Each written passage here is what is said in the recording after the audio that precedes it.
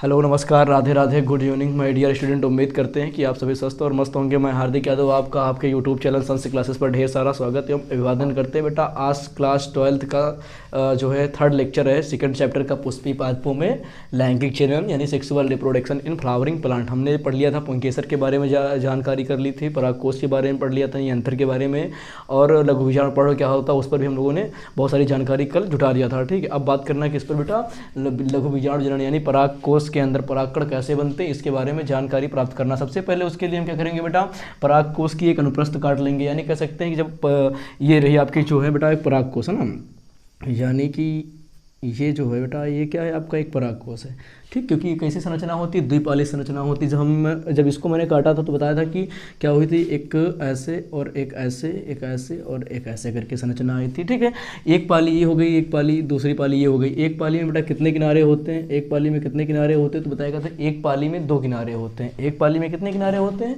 एक पाली में दो किनारे होते हैं, और दूसरी पाली में कितने किनारे होते हैं, 2 किनारे होते हैं। तो इन 2 किनारों को जो किनारे निकलते हैं इनको क्या कहता है, लघु बीजाणु धानी कहते हैं। क्या कहते हैं, लघु बीजाणु धानी कहते हैं। तो देखो एक लोब्स में कितने किनारे हैं, 2 किनारे। तो एक लोब्स में 2 किनारे होते तो एक लोब्स में कितनी लघु बीजाणु धानी हुई, 2 लघु बीजाणु धानी हुई। दूसरे लोब्स में कितनी लघु बीजाणु धानी होंगी तो 2। तो कह सकते हैं एक परागकोश में कुल कितनी लघु बीजाणु धानियां होती हैं, तो एक परागकोश में कुल 4 लघु बीजाणु धानियां होती हैं। इन्हीं 4 लघु बीजाणु धानियों के अंदर किसका निर्माण होता है बेटा, पराग कण का निर्माण होता है।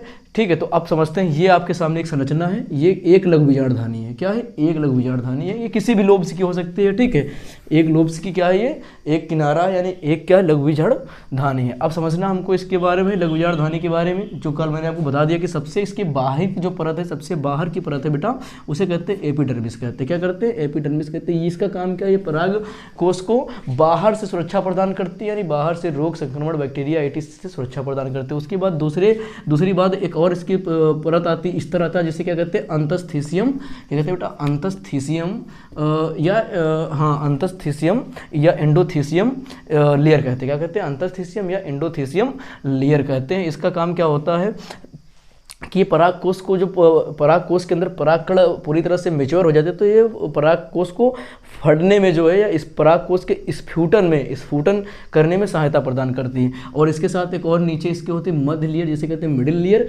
यानी कि अंतस्थीसियम और मध्य स्तर की परत जो होती है, मिडिल लेयर जो होती है, इसका मुख्य काम यही होता है कि जब परागकोश के अंदर परागकण मेच्योर हो जाते हैं तो परागकोश के स्फुटन में सहायता प्रदान करती है, ध्यान रखना। उसके बाद बेटा आपका टेपिटम आता है। टेपिटम का मुख्य कार्य मैंने कल आपको बताया था कि टेपिटम की जो टेपिटम होती है, टेपिटम एक बहुकेंद्र की कोशिका होती है ना, बहुकेंद्र की कोशिका होती है। मतलब टेपिटम एक प्रकार की कोशिका है, और ऐसी कोशिका जिसके अंदर बहुत सारे केंद्रक पाए जाते हैं। देखो बहुत सारे केंद्रक मैंने बना भी रखे हैं कि आसानी से समझ में आ जाए। तो एक जो टेपिटम होती है, क्वेश्चन बना था एक बार कि नीट में कि टेपिटम कोशिका कैसी होती है, तो उसमें जवाब इसका था कि टेपिटम बहुकेंद्र की कोशिका होती है। कैसी होती है, बहुकेंद्र की कोशिका होती है, उसमें बहुत सारे केंद्रक पाए जाते हैं। टेपिटम का कार्य क्या होता है बेटा, टेपिटम का मुख्य कार्य ये होता है कि परागकोश के अंदर जो बन रहे हैं परागकण, उनको क्या प्रदान करना, न्यूट्रिशन प्रदान करना, पोषण प्रदान करना। ये किसका काम है बेटा, टेपिटम का काम है। टेपिटम और भी इसके काम है, ऑक्सीजन करके, और जो है कैलोज, बहुत सारे ऐसे जो हैं ये एंजाइम क्या करती है, निकालती है, जो जिसका उपयोग हम करते हैं, बहुत सारे एंजाइम निकालती है और समय पर। ठीक है, लेकिन हमको इसे इतना ध्यान रखना, टेपिटम का मुख्य कार्य क्या है, परागकोश के अंदर बन रहे परागकणों को न्यूट्रिशन प्रदान करना। अब बात करते हैं इसके अंदर क्या पाया जाता है। टेपिटम के ठीक अंदर जो बेटा आप संरचना दिख रही है, इसको कहते हैं लघु बीजाणु जन ऊतक। ठीक, ये क्या है, लघु बीजाणु जन ऊतक है। ठीक, अब लघु बीजाणु जन ऊतक जो है, ऊतक है ये, इसके अंदर किसका समूह है बेटा, ये लघु बीजाणु जन कोशिकाओं का समूह है। ठीक है, अब बात क्या होता है, अब समझना मेरी बात ध्यान से। अब क्या है, जब ये धीरे धीरे विकास करेगा परागकोश, जब धीरे धीरे बेटा परागकोश विकास करेगा तो इसके अंदर जो है ये लघु बीजाणु जन ऊतक के अंदर उपस्थित जो कोशिकाएं ये विकास करेंगी। जब कोशिकाएं विकास करेंगी तो क्या होगा बेटा, कोशिकाएं बढ़ती चली जाएंगी, बढ़ती चली जाएंगी, बढ़ती चली जाएंगी, बढ़ती चली जाएंगी। ठीक है, अब कोशिकाएं बढ़ जाएंगी एक समय के बाद। तो जब कोशिकाएं बढ़ जाएंगी तो इसके अंदर क्या होता है बेटा, ध्यान से देखना है एक चीज़। मान लीजिए कि ये लघु बीजाणु धानी के अंदर की संरचना है। ठीक, वहाँ पर बनी हुई जब कोशिकाएं विकास करेंगी तो एक आपने क्लास 11th पढ़ा होगा प्लाज्मोडिस्मेटा कनेक्शन। क्या होता है, प्लाज्मोडिस्मेटा कनेक्शन होता है, ठीक है। उससे पहले एक चीज़ समझना, जब ये कोशिकाएं विकास कर जाएंगी, जब कोशिका अच्छे से विकास करेगी तो कोशिका हम जब एक कोशिका किससे, इस पराग कोश के अंदर से जब एक हम विकसित कोशिका को बाहर निकालेंगे तो कैसी हो जाएगी, द्विगुणित कोशिका होगी, ऐसी होगी। कैसी होगी, द्विगुणित कोशिका होगी। सिर्फ एक कोशिका मैंने निकाली है, ठीक है। अब बात करते हैं इसके बाद, ये आपको ध्यान में रखना कि जब इसके अंदर क्या हो जाएंगी, पराग कोश विकसित होगा तो इसके अंदर जो कोशिकाएं हैं वो कैसी हो जाएंगी बेटा, 2n हो जाएंगी या द्विगुणित कोशिका हो जाएंगी ना, ठीक, द्विगुणित कोशिका होगी। अब बात करते हैं कि इसके अंदर होता है क्या है, तो बेटा इसके अंदर जो कोशिकाएं पाई जाती हैं उनके अंदर क्या होता है बेटा, एक प्रकार का जीव द्रव तंतु, एक जीव द्रव तंतु होता है जिसे इंग्लिश में क्या कहते हैं बेटा, प्लाज्मोडेस्माटा कहते हैं। क्या कहते हैं, प्लाज्मोडेस्माटा। ये क्या होता है बेटा, ये आपस में प्लाज्मोडेस्माटा कनेक्शन के द्वारा क्या होती है, जुड़ जाती है। क्या होती है, जुड़ जाती है। बिल्कुल बात ध्यान समझना, फिर से समझो एक बार। पराग कोश के अंदर जो लघु विजार्जन ऊतक है, इसके अंदर लघु विजार्जन कोशिकाएं हैं, ठीक। ये क्या करेंगी, जब पराग कोश विकसित होगा तो ये भी विकसित होंगी। जब विकसित होंगी तो ये क्या होगा, विकास करके कैसे हो जाएंगे, द्विगुणित कोशिका हो जाएंगी, द्विगुणित कोशिका हो जाएंगे। उसके बाद क्या इसके अंदर कंडीशन आती है कि ये जो कोशिका इसके अंदर है, ये कोशिका एक प्लाज्मोडेस्माटा कनेक्शन होता है, जिसे कहते हैं जीव द्रव्य तंतु के द्वारा क्या होती है, आपस में जुड़ जाती हैं, आपस में जुड़ जाती हैं। अच्छा, ये जुड़ जाती है तो इसमें जीव द्रव्य तंतु से होता क्या, तो बेटा इसका जीव द्रव्य, इस कोशिका का जीव द्रव्य इसमें आ जाएगा, इसका इसमें आ जाएगा, इसका इसमें आ जाएगा, जिसकी वजह से क्या होते हैं, कभी कभी आपके जो लघु विजार्जन ऊतक होती है, लघु विजार्जन जो कोशिकाएं होती हैं, ये क्या करती है, पूरी तरह से खराब हो जाती है, पूरी तरह से मैच्योर नहीं हो पाती हैं। तो हमको क्या करना है, इन्हीं से लघु विजार्जन कोशिकाएं जो ऊतक है बेटा, इन्हीं से हमको क्या प्राप्त करना है, तो बेटा इन्हीं से तो हमको परागकण प्राप्त करना है, लघु विजार्जन प्राप्त करना है। इस प्राप्त करने के लिए क्या करना होगा बेटा, हमको इस कनेक्शन को रोकना होगा। इस कनेक्शन को रोकने के लिए क्या करते हैं बेटा, रोकने के लिए हम कुछ नहीं करते हैं, ये जो कोशिकाएं हैं, ये जो कोशिकाएं ये क्या करेंगी, ये खुद पर बेटा क्या करेंगी, ये स्वयं जो क्या करती हैं, अपने पास अपने बाहर क्या करती हैं, प्लाज्मोडेस्माटा कनेक्शन को तोड़ने के लिए क्या करती हैं, अपने बाहर एक एंजाइम एक का निर्माण करती हैं। ऐसे ऐसे करके क्या करती है बेटा, एक एंजाइम का निर्माण करती है, ठीक है, एंजाइम का निर्माण करती है, जिसे हम काइलोज कहते हैं। क्या कहते हैं, काइलोज कहते हैं, समझना बात। ऐसे उन्होंने क्या किया, अपने बाहर काइलोज का एक स्तर तैयार कर लिया। क्या है, किसका स्तर बेटा, काइलोज, काइलोज का स्तर तैयार कर लिया, ठीक है, काइलोज का स्तर तैयार कर लिया। इस काइलोज स्तर, जो काइलोज स्तर है, ये क्या करता है बेटा, ये काइलोज स्तर जो है कोशिका की, जो ये कोशिका से जो प्लाज्मोडेस्माटा कनेक्शन लगा हुआ है, इस प्लाज्मोडेस्माटा कनेक्शन को तोड़ने में बेटा क्या करते हैं, सहायता प्रदान करते हैं, ठीक है। अब ये क्या करेगा बेटा, सहायता प्रदान करती है, और उस कंडीशन में क्या होगा, इस प्लाज्मोडेस्माटा कनेक्शन टूट जाएगा। तो अब बेटा क्वेश्चन आता है, नीट का आपको क्वेश्चन ये बताया क्या, कि अब क्वेश्चन आपसे ये नहीं पूछेगा, क्वेश्चन कहाँ से पूछ रहा है कि ये काइलोज है क्या, इतना डीप आपसे पूछेगा, एक्चुअली काइलोज क्या है। तो आपका जवाब आना चाहिए कि सर काइलोज जो होता है वो एक प्रकार की शर्करा होती है। क्या होते हैं, शर्करा होते हैं, ठीक है। काइलोज क्या है, एक प्रकार की शर्करा है। अभी लास्ट में इसका नाम भी बताएंगे कौन सी शर्करा है, बने रहिएगा, लास्ट के बिल्कुल अंत में बताएंगे इसका नाम क्या है, ठीक है। अब बात करते हैं, ये जब कनेक्शन बेटा इसका टूटेगा, ठीक है, जब कनेक्शन टूटेगा पूरी तरीके से तो ये सब अलग हो जाएंगे। क्या हो जाएंगे, अलग हो जाएंगी। और कनेक्शन टूटना इसलिए बहुत ज़रूरी है कि इधर का जो है जीव द्रव्य इस तरफ और उस तरफ का जीव द्रव्य इस तरफ ना है, कनेक्शन टूटेगा, ठीक है। जब कनेक्शन टूटेगा तो अब यहाँ पर बात करते हैं, ठीक है। ये जो कनेक्शन टूट जाएगा तो उसके बाद होगी यहाँ पर जो आपकी द्विगुणित, ठीक है, द्विगुणित कोशिका है, ठीक है, 2 गुणित कोशिका है, ठीक है, ये इसने विकास किया है, ठीक। चलिए अब देखिएगा कि डिस्मेटा कनेक्शन जो था, ठीक है, अब सॉरी बेटा, प्लाज्मोडेस्माटा कनेक्शन था, उसको तोड़ने के लिए क्या किया, कोशिका ने अपने बाहर एक काइलोज का स्तर तैयार किया था, काइलोज का स्तर तैयार किया था, ठीक है। उस स्तर क्या था बेटा, एक प्रकार की शर्करा होती है, ठीक है। अब देखो यहाँ पर क्या है, ये मैंने 2 गुणित कोशिका बाहर निकाल ली, इसके ऊपर भी क्या है बेटा, इसने अपने प्लाज्मोडेस्माटा कनेक्शन को यानी जीव द्रव्य तंत्र को जो संबंध था उसने हटाया, तो इस पर क्या किया, इसने एक स्तर तैयार कर लिया। क्या स्तर तैयार कर लिया, एक काइलोज का स्तर तैयार कर लिया, ताकि इसका जीव द्रव्य इधर उधर ना जाए, कोई दिक्कत नहीं यहाँ तक। अब बात करते हैं, अब क्या होगा, इसमें आगे क्या होगा, बिल्कुल आसान में बेटा समझो, इसमें क्या होगा, अब ये जो है, अब ये क्या करेगी बेटा, अर्धसूत्रीय विभाजन करेगी। क्या करेगी बेटा, अर्धसूत्रीय विभाजन करेगी। यही क्या है बेटा, लघु बीजाणु मात्र कोशिका है। ये क्या है, लघु बीजाणु मात्र मात्र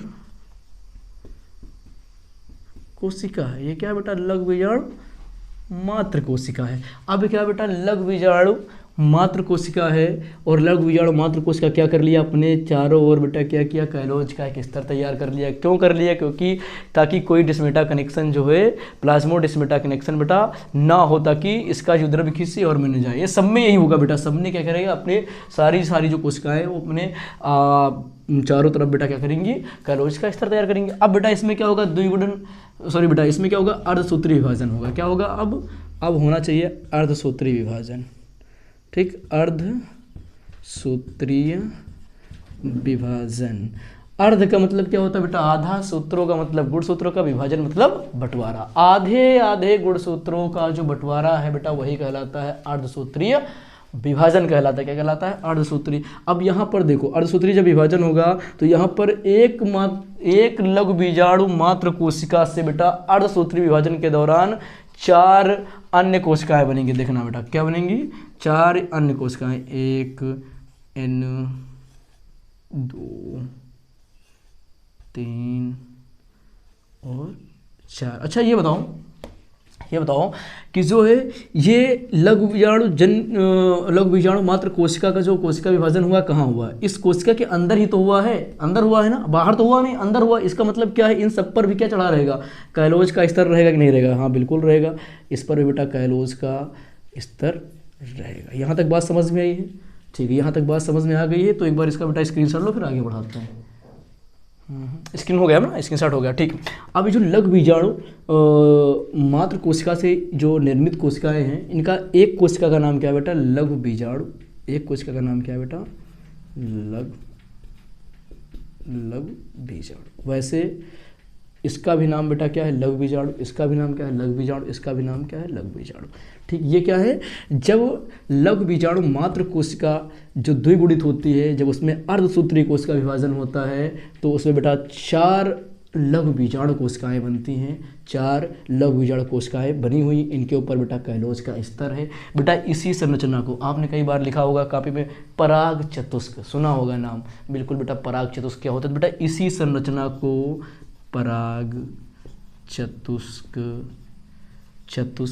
भी कहते हैं।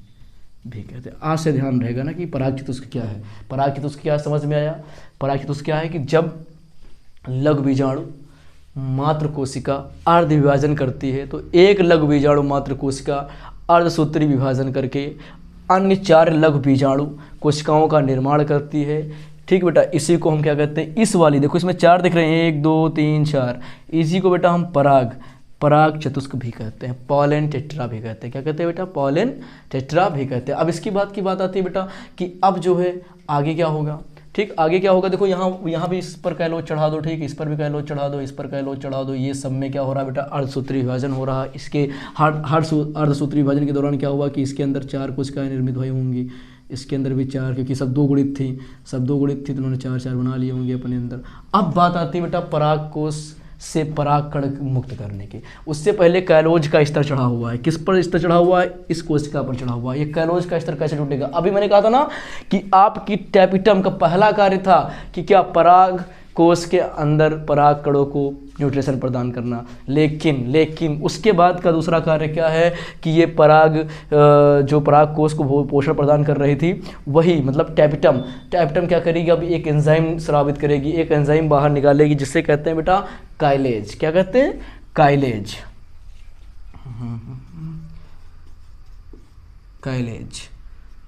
ठीक, ये निकालेगी, कौन निकालेगी बेटा, ये काइलेज एंजाइम स्रावित करेगी आपकी टैपिटम। उससे पहले क्या पढ़ रहे थे, लघु बीजाणु जनन करते हैं। जनन का मतलब होता है किसी चीज़ का बनना, क्या कहलाता है। देखो लघु बीजाणु का मतलब होता है लघु बीजाणु, जनन का मतलब किसी चीज़ का बनना। लघु बीजाणु जनन में लघु बीजाणु कैसे बनेंगे, अब देखना, लघु बीजाणु मात्र कोशिका से, समझना मेरी बात, लघु बीजाणु मात्र कोशिका से अर्धसूत्री विभाजन के दौरान, लघु बीजाणु मात्र कोशिका से अर्धसूत्री विभाजन के दौरान लघु बीजाणु जनन, लघु बीजाणु का बनना ही लघु बीजाणु जनन कहलाता है। समझ में आ गई बात, कितना आसान था ना, समझो बार फिर से। लघु बीजाणु मात्र कोशिका से अर्धसूत्री विभाजन के बाद लघु बीजाणु लघु बीजाणु का बनना ही क्या है, लघु बीजाणु जनन है। छोटी सी बात थी, समझ में आ गई होगी। लघु बीजाणु मात्र कोशिका कहाँ से आई, तो यहाँ क्या बेटा, ये हम पराग कोश की संरचना देखे थे, उसके अंदर बेटा लघु बीजाणु जन ऊतक था। लघु बीजाणु जन ऊतक के अंदर क्या थी बेटा, लघु बीजाणु कोशिकाएं थी। उन्होंने विकास करके क्या किया, अपने आप को द्विगुणित किया, और द्विगुणित कोशिका नाम ही क्या रखा गया था, इसकी एक कोशिका को मैंने बाहर निकाल लिया था। इसके अंदर बहुत सारी कोशिकाएं पाई जाती, मैंने एक को बाहर निकाला जिसका नाम था लघु बीजाणु मात्र कोशिका। लघु बीजाणु मात्र कोशिका ने क्या किया, अर्धसूत्री विभाजन किया। अर्धसूत्री विभाजन करके उसने क्या किया, जो लघु बीजाणुओं का निर्माण किया। तो कहेंगे लघु बीजाणु मात्र कोशिका अर्धसूत्री विभाजन के दौरान लघु बीजाणु का निर्माण करती है, इसे ही लघु बीजाणु जनन कहते हैं। इस संरचना को हम क्या कहते हैं बेटा, पराग चतुष्क भी कहते हैं। अब क्या बात आती है कि इनके ऊपर जो कैलेज चढ़ा हुआ है ये बाहर कैसे निकलेगा, टूटेगा कैसे, तो बेटा टाइपिटम होती है आपकी। पहला काम टाइपिटम का होता है पोषण प्रदान करना, और दूसरा काम टाइपिटम का क्या होता है कि एक कैलेज एंजाइम निकाली। कैसा एंजाइम, कैलेज एंजाइम निकाली। कैलेज एंजाइम क्या करेगी बेटा, इस किसको बेटा, इसको, इस संरचना को क्या करेगी बेटा, इस संरचना को तोड़ देगी। किसको, कैलेज जो है, जो एंजाइम है बेटा वो कैलोज स्तर को तोड़ देगा, और क्या हो जाएंगे, परागकण आपके मुक्त हो जाएंगे। क्या हो जाएंगे, परागकण मुक्त हो जाएंगे। यहाँ तक बात समझ में आई है। तो एक बार इसका जो लिखाया गया इसका स्क्रीनशॉट लो, वो थोड़ी सी चीज़ बटी हुई आगे उसको समझा देते हैं बस। तो हो गया स्क्रीनशॉट। चलिए बेटा बात करते हैं। अब ये कैलेज क्या करेगा, इस स्तर को तोड़ देगा। यहाँ तक समझे, तो इस स्तर को जब तोड़ेगा तो ये जो पराग कोश के अंदर ये लघु बीजाणु है ना, ये जो लघु बीजाणु है, मान लीजिए ये क्या है, आपका पराग कोश है, ठीक, पराग कोश है, या पराग पुट्टिका इसको बोल सकते हैं, या इसको लघु बीजाणुधानी बोल सकते हैं। इसके अंदर क्या होंगे, ये मुक्त अवस्था में घूम रहे होंगे बेचारे। मुक्त अवस्था में घूम रहे हैं कि नहीं घूम रहे हैं, ठीक, मुक्त अवस्था में घूम रहे हैं। अब क्या होगा, इसी के अंदर बेटा क्या होगा, आपकी लघु बीजाणु, जो लघु बीजाणु है इनका क्या होगा बेटा, विकास होगा। इसी के अंदर होगा, बाहर नहीं होगा कि सोचो नहीं अब बाहर आके घूमे हो कहीं हमारा विकास हो रहा है, ऐसा कुछ नहीं होगा। इसी के अंदर इनका विकास होगा। किसका बेटा, लघु बीजाणुओं का विकास होगा। और एक इसके अंदर जो विकास की प्रक्रिया है इसी को बेटा हम कहते हैं कि लघु बीजाणुओं में या पराग कोश का परिवर्धन, यानी परागकण का परिवर्धन होता है ना। ये क्या करेंगे, धीरे धीरे बेटा विकास करेंगे। विकास करने के बाद क्या होगी, आपकी अंतःस्थीशियम और मध्यस्तर लेयर दोनों क्या करेंगी, स्फुटन करेंगी। और स्फुटन के बाद क्या होगा बेटा, ये बाहर आएंगे ना, पोलन ग्रेन से क्या होंगे बेटा, पोलन ये सब बाहर आएंगे आराम से, और बाहर आकर के क्या करेंगे बेटा, आराम से पराग कोश के बाहर आ जाएंगे। पराग कोश के बाहर आ जाएंगे और परागण कराने में क्या होंगे बेटा, सहायता प्रदान करेंगे। इतनी सी कहानी थी। आशा करते बेटा आपको समझ में आई होगी। एक बार फिर से देख लेते, अगर नहीं समझ में आई तो थोड़ा सा देख लो आसान में कि ये बेटा आपकी लघु बीजाणुधानी है। इसके अंदर क्या बीजाणुजन ऊतक पाए जाते हैं। बीजाणुजन ऊतकों में क्या हुआ, विकास करके क्या बनी बेटा, लघु बीजाणु मात्र कोशिका बनी। लघु बीजाणु मात्र कोशिका क्या हुई, द्विगुणित। उन्होंने विकास के अर्धसूत्री विभाजन किया, उन्होंने क्या बनाया, लघु बीजाणु बनाए। इस कंडीशन को पराग चतुष्क भी कहते हैं। और इसके ऊपर कैलोज स्तर था। कैलोज स्तर इसलिए होता है कि जो द्रव्य का जो है बेटा इस स्थान से दूसरी स्थान स्थानांतरण न हो, इसको तोड़ने के लिए टाइपिटम ने कैलेज एंजाइम स्रावित किया। और बाद में क्या हुआ, लघु बीजाणु विकास करके और मध्यस्तर और अंतःस्थितियम के स्फुट द्वारा बाहर स्वतंत्र से मुक्त हो गए। अगर बेटा ये आपको कहीं भी डाउट लग रहा है, कोई भी चीज़ अगर समझ में नहीं आई है तो आप कमेंट सेक्शन में पूछिएगा, आपको शानदार तरीके से हम लोग जवाब देंगे। इसके बाद हम पढ़ने वाले हैं परागकण के बारे में जानकारी। अगला जो लेक्चर आएगा वो परागकण के बारे में आएगा कि होते कैसे हैं, ठीक है। मान ली तो यहाँ पर तो आप देख ही लिया है, ठीक है, और इनका मतलब जो है इफेक्ट कैसा होता है, ठीक। उसके बाद हम परागकण पढ़ने वाले, एक एक चीज़ कंप्लीट करने वाले हैं ना। अगर कोई दिक्कत यहाँ तक आ रही, इसमें अगर कोई दिक्कत आई हो तो बताना, ठीक, क्योंकि ये समझाने वाला ही कॉन्सेप्ट था, इसमें लिखाया नहीं जा सकता कोई चीज़, तो इसको मैंने आपको समझा दिया है। बाकी अगर कोई दिक्कत तो कमेंट सेक्शन में जो है आकर के आप पूछना, हम आपको जवाब देंगे। इसको शेयर करना अपने सभी साथियों को, ठीक है बेटा। जय हिंद, जय भारत।